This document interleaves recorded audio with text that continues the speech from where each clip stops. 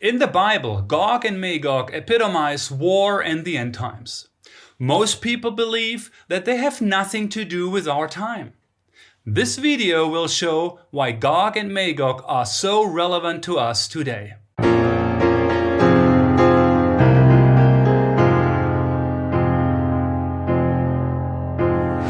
Gog and Magog appear together twice in the Bible. In the Old Testament, in the book of Ezekiel, chapter 38 and 39, and in the New Testament, in the book of Revelation, chapter 20. Let's read the verse in Ezekiel 38, verse 2 first. Son of man, set your face against Gog of the land of Magog, the prince of Rosh, Meshech, and Tubal, and prophesy against him. Here is the verse in Revelation 20 in verse 7 through 9. Now, when the 1,000 years have expired, Satan will be released from his prison and will go out to deceive the nations which are in the four corners of the earth, Gog and Magog, to gather them together to battle, whose number is as the sand of the sea. They went up to the breadth of the earth and surrounded the camp of the saints and the beloved city. And fire came down from God out of heaven and devoured them. Both passages are about Gog and Magog. But are both passages referring to the same event? The answer is no, because the events occur at different points in time. Let's examine when each instance takes place. According to the Bible, the age that we are living in will come to an end, and the age that follows will be the age of Christ's millennial kingdom. In Revelation 20, verse 7, Gog and Magog will appear when the 1,000 years have expired, that is, at the end of the millennial kingdom. However, the Gog and Magog in Ezekiel refers to a different point in time. The present age, not at the end of the millennial kingdom, as in the passage in Revelation 20. In fact, Ezekiel's Gog and Magog refer to the war of Armageddon, which is the last war of our age. Revelation 16 describes the armies of the Antichrist, and they gathered them together at a place called in Hebrew Armageddon. This war at Armageddon takes place before the millennial kingdom, not after. Now there are 7 points that prove that Ezekiel is indeed talking about Armageddon and not the Gog and Magog at the end of the millennial kingdom. Point number 1, the gathering of the Jews. Concerning Gog, Ezekiel 38 and verse 8 says, "After many days you will be visited. In the latter days you will come into the land of those brought back from the sword and gathered from many people on the mountains of Israel, which had long been desolate. They were brought out of the nations, and now all of them dwell safely." These words certainly do not describe the time after the millennial kingdom. They describe what has already occurred historically to the nation of Israel. After the nation of Israel was completely destroyed by the sword of Titus, they were desolate and scattered for nearly 1900 years.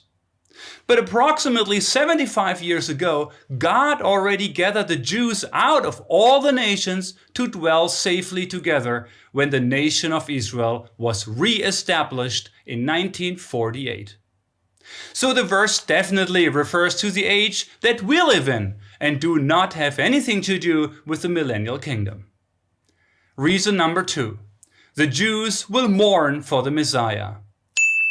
Concerning the Jews, Ezekiel 39 verse 26 says, "After they have borne their shame and all their unfaithfulness in which they were unfaithful to me, when they dwelt safely in their own land, no one made them afraid."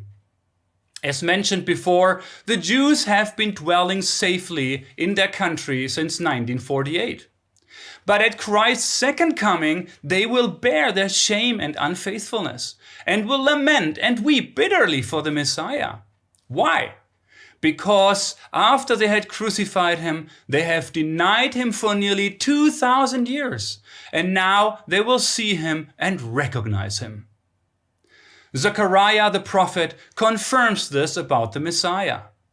Then they will look on me whom they pierced. Yes, they will mourn for him as one mourns for his only son, and grieves for him as one grieves for the firstborn.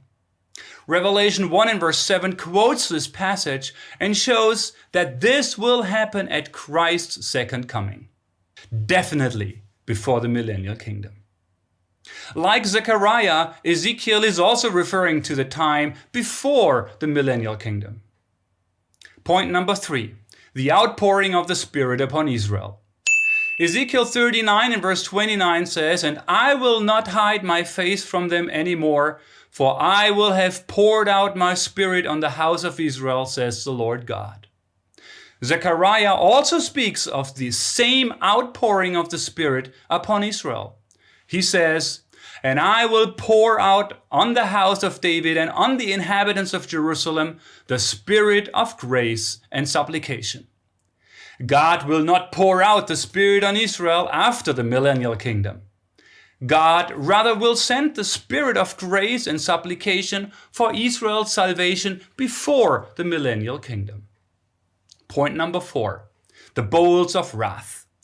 Ezekiel 38 and verse 19, 20 and 22 says, "Surely in that day there shall be a great earthquake in the land of Israel. The mountains shall be thrown down, the steep places shall fall, and every wall shall fall to the ground. And I will bring Gog to judgment with pestilence and bloodshed. I will rain down on him flooding rain, great hailstone, fire, and brimstone." This should immediately remind us of the 7 bowls of wrath. They are poured out on the Antichrist and on his kingdom. Here are some passages from Revelation 16. "So the first went and poured out his bowl upon the earth, and a foul and loathsome sore came upon man. Then the second poured out his bowl on the sea, and it became blood as the dead man, and every living creature in the sea died. Then the fourth angel poured out his bowl on the sun, and power was given to him to scorch man with fire. And a great earthquake came, such as a mighty and great earthquake has not occurred since men were on the earth. And great hail from heaven fell upon man, each hailstone about the weight of a talent." The bowls of wrath in Revelation are poured out before the millennial kingdom, not after. Another proof that Ezekiel is writing about the present age today. Point number 5, every man's sword against his brother. Concerning Gog, Ezekiel 38 and verse 21 also says, "I will call for a sword against Gog throughout all my mountains, says the Lord. Every man's sword will be against his brother." How will Gog and his army be defeated? Ezekiel tells us that they will slay one another. Zechariah confirms this and refers to Armageddon. "It shall come to pass in that day that a great panic from the Lord will be amongst them. Everyone will seize the hand of his neighbor and raise his hand against his neighbor's hand. Confusion and chaos will erupt among the armies, so they will end up destroying themselves." In the battle of Gog and Magog, described in Revelation 20, at the end of the millennial kingdom, they do not destroy themselves. Rather, verse 7 says, "And fire came down from God out of heaven and devoured them." Point number 6, God's great meal for the birds.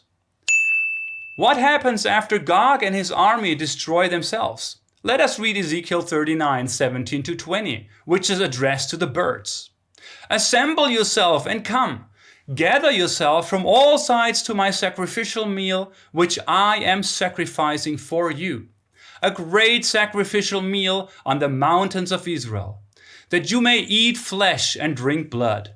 You shall eat the flesh of mighty, drink the blood of princes of the earth." The armies of Gog are devoured by the birds of the sky. Doesn't that sound familiar?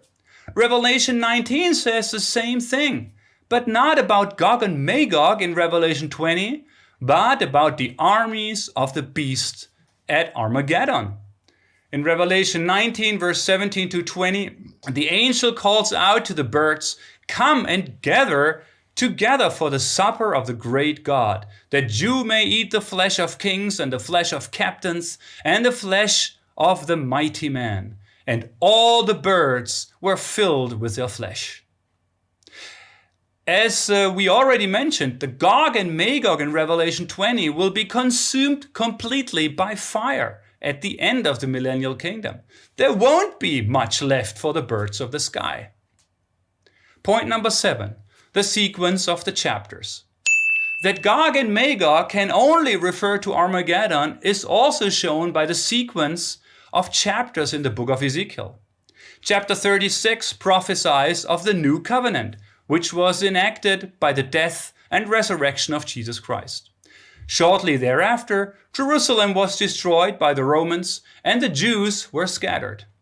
Then in chapter 37, Ezekiel prophesies again about the gathering of the Jews and the revival of the nation of Israel, the bones of the dead that came to life.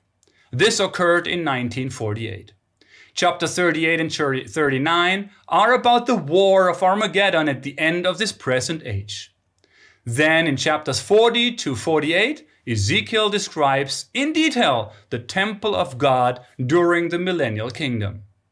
This temple will be built at the beginning of the millennial kingdom, not at the end.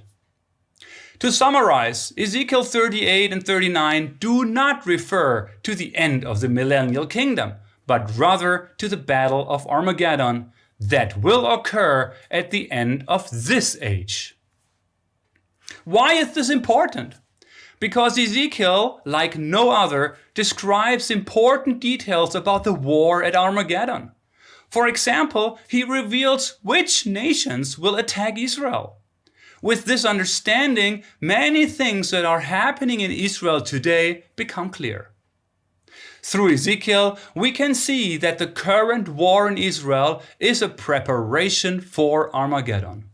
Another sign that the time of Christ's second coming is very near. The next video will show which nation Ezekiel is talking about and what this means for the current development in Israel. So stay tuned. Jesus is coming soon.